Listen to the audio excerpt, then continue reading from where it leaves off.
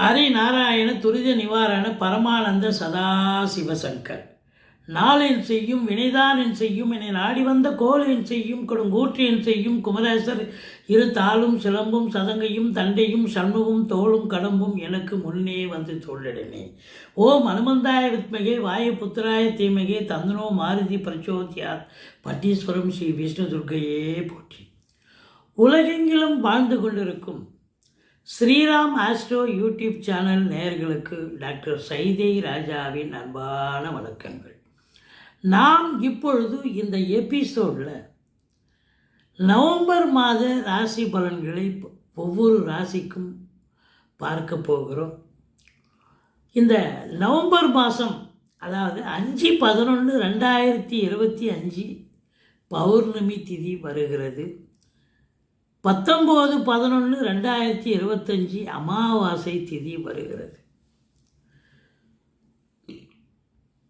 இதுவரைக்கும் எங்கள் சேனலை பார்த்து கொண்டிருக்கும் அன்பர்கள், சப்ஸ்கிரைப் செய்யாதவர்கள் சப்ஸ்கிரைப் செய்து கொள்ளும்படி கேட்டுக்கொள்கிறோம்.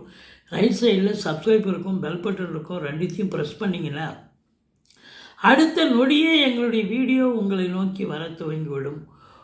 உங்களுடைய பேராதரவுக்கு என்றென்றும் நன்றி. வாங்க ராசிக்குள் செல்லலாம். தனுசு ராசி அன்பர்களுக்கு வணக்கம். தனுசு ராசி காலபுருஷனுக்கு 9வது ராசி. குரு பகவான் ஆட்சி பெறும் வீடு. இப்பொழுது குரு பகவான் கடகத்தில் உச்ச நிலையில் இருக்கிறார். எப்போவுமே ராசிநாதன் ஆட்சி பெற்றாலோ அல்லது ராசி ஆட்சி பெற்றால் 50%, உச்சம் பெற்றால் 100% பலனை ராசி அன்பர்களுக்கு கிடைக்கும். மற்றபடி அவர் 4க்கும் ஆதிபத்தியம் பெற்றவராக இருக்கிறார்.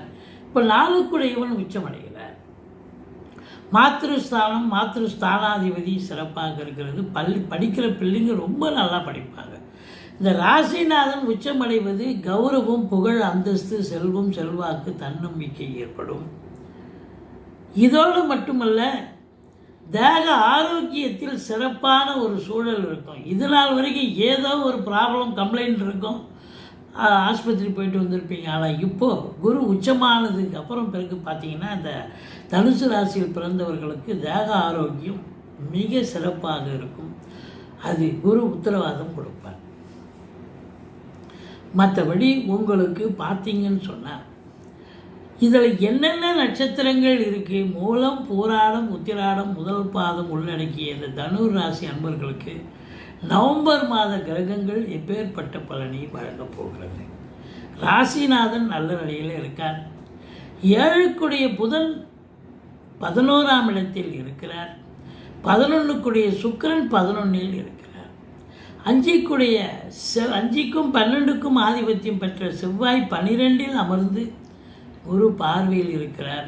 9க்கு ஆதிபத்தியம் பெற்ற சூரியன் 12இல் இருந்தாலும் குரு பார்வையில் இருக்கிறார். இப்படி கிரகங்களுடைய நிலைகள் மிக மிக உன்னதமாக இருப்பதால் இந்த நவம்பர் மாத கிரகங்கள் இந்த தனுர் ராசியில் பிறந்த அன்பர்களுக்கு சூப்பரான ஒரு காலகட்டம், ஒரு வரப்பிரசாதம். ராசிநாதன் உச்சம் பெறுவது ஒரு வரப்பிரசாதம் அப்படின்னு சொல்லலாம்.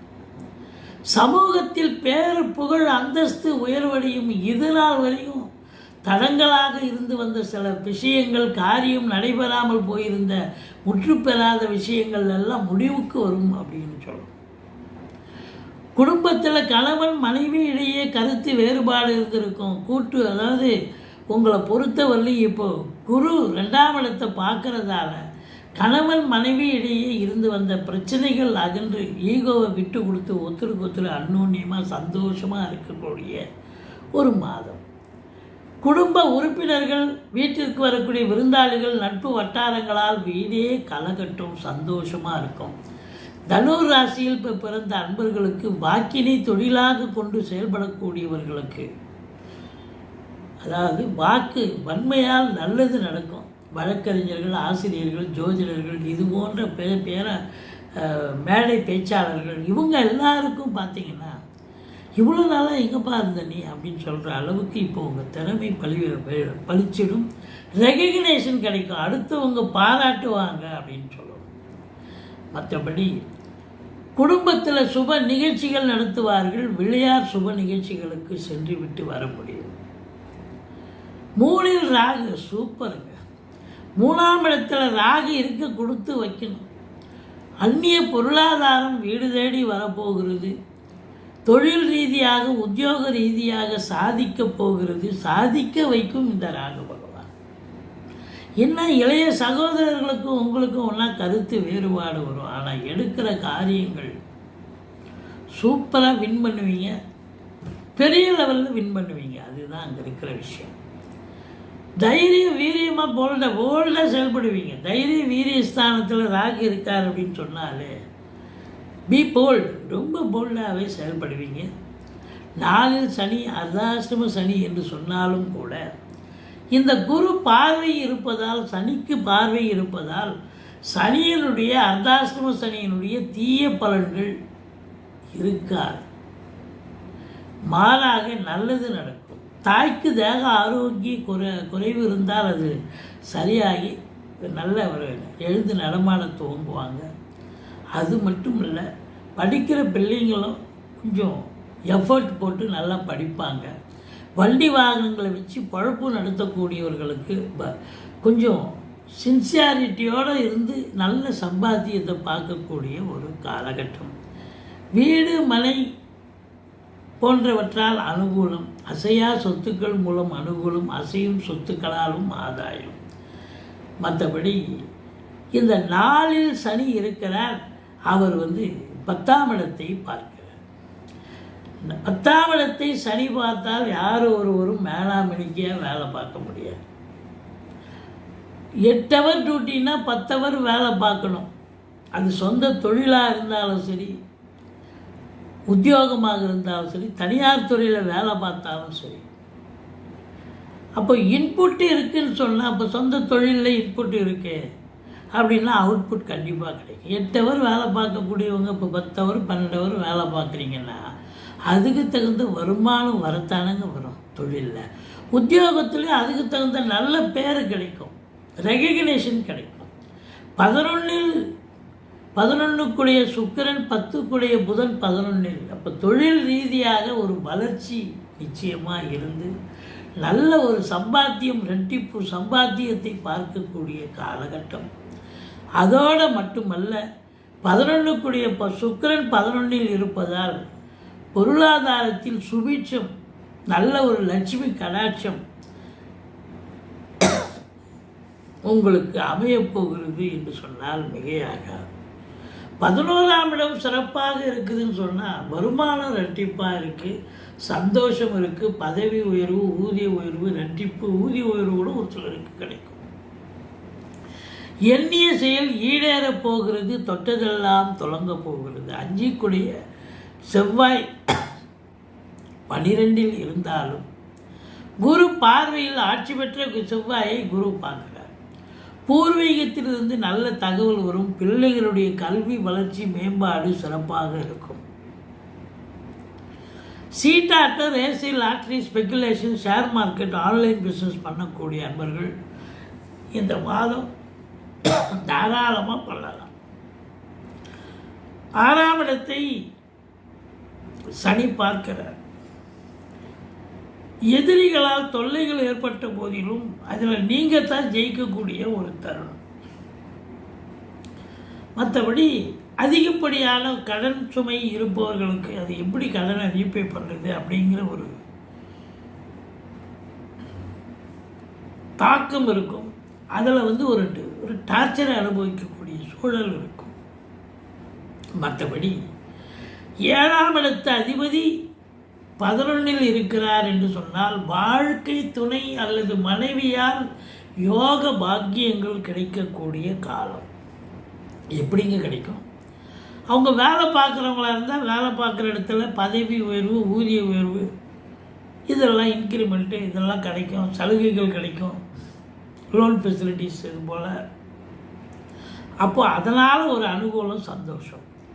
அல்லது அவங்க பிறந்த வீட்டிலிருந்து லிக்விட் கேஷோ ஜுவல்ஸோ கொண்டு வரக்கூடிய ஒரு அமைப்பு இருக்கும். பாகப்பிரிவினை பிரிச்சு ஸோ அதனால் ஒரு சந்தோஷம் கண்டிப்பாக இருக்கும். 15 தேதி வரைக்கும் அரசியல்வாதிகள் எச்சரிக்கையாக இருக்க வேண்டும். அதாவது நீச்சம் அடைஞ்சாலும் நீச்ச பங்கம் பெறுகிறார். அதுக்கப்புறம் குருவின் பார்வை பெறுவதால் 15 தேதிக்கு பிறகு அரசியல்வாதிகளுக்கு யோகமான காலம். உங்களை பொறுத்தவரையிலையும்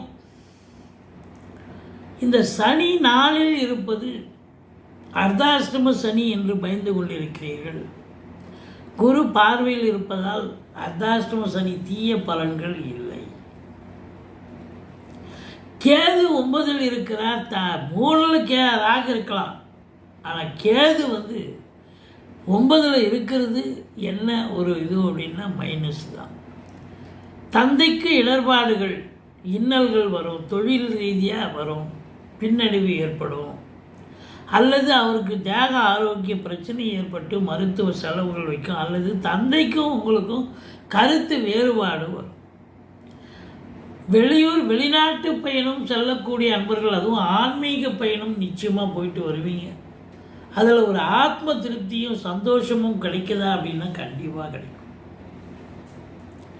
மொத்தத்தில் பார்க்கும் பொழுது பத்திரிகை துறை, எழுத்துத்துறை, மீடியா துறை, சினிமா இண்டஸ்ட்ரி, தொலைக்காட்சி இண்டஸ்ட்ரி, சுக்கிரனுடைய ஆதிக்கம் நிறைந்த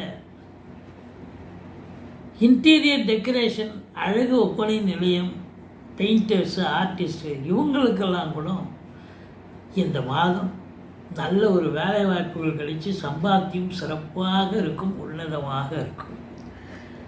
நிதித்துறை, நீதித்துறை, காவல்துறை, தீயணைப்புத்துறை, மருத்துவத்துறை, இராணுவத்துறை, ஐஏஎஸ், ஐபிஎஸ், ஐஎஃப்எஸ், அதற்கு நிகரான பணியில் இருக்கும் அன்பர்கள், கலைநிலை ஊழியர்கள், இன்னும் பிற அரசு ஊழியர்கள், தனியார் துறையில் வேலை பார்க்கக்கூடியவர்கள், இவங்களுக்கெல்லாம் ஒரு உன்னதமான காலம். ரியல் எஸ்டேட் பிரமுகர்கள், ஃப்ளாட் ப்ரமோட்டர்ஸ், பில்டர்ஸ், கட்டிடக் கலைஞர்கள், இவங்களுக்கும் ஒரு சிறப்பாக இருக்கும். 17 தேதி வரைக்கும் குரு உச்சமாக இருக்கார். அதுக்கப்புறம் குரு வக்ரம் பெறுகிறார். அப்போது முதல் 17 தேதி வரைக்கும் இந்த ராசியில் பிறந்த அன்பர்களுக்கு சூப்பரோ சூப்பர். அதுக்கப்புறம் சூப்பர் இல்லையா? என்னதான் ராசிநாதன் வக்ரம் பெற்று நீச்சம் அடைந்தாலும் கெட்டாலும் மேன்மக்கள் மேன்மக்களே. அதனால் குரு பார்வை கோடி நன்மை, எந்த குறையும் இல்லை. குடும்பத்தில் சுப நிகழ்ச்சிகள் நடத்துவதற்கான அமைப்புகள் இருக்கிறது. சந்தோஷமாக இருக்க போகிறீர்கள். நீங்கள் வழங்க வேண்டிய தெய்வம் கேதுவை வழிபாடு செய்து கொள்ளுங்கள். ஓம் அமிர்த கேதுவே நமகன்னு ஒரு 1008 டெய்லி சொல்லிக்கிட்டு வாங்க. சூரிய நமஸ்காரம் பண்ணுங்க. மற்றபடி இந்த நவம்பர் மாதம் இந்த ராசியில் பிறந்தவர்களுக்கு சூப்பராக இருக்க போது. சாதிக்க போகிறீங்க, சரித்திரம் படிக்க போகிறீங்க, சந்தோஷமாக இருக்க போகிறீங்க. எங்களுடைய வீடியோ பிடிச்சிருந்தால் லைக் பண்ணுங்கள், ஷேர் பண்ணுங்கள், சப்ஸ்கிரைப் பண்ணுங்கள். மறக்காமல் சப்ஸ்கிரைப் பண்ணுங்கள். நன்றி. வாழ்க வளமுடன்.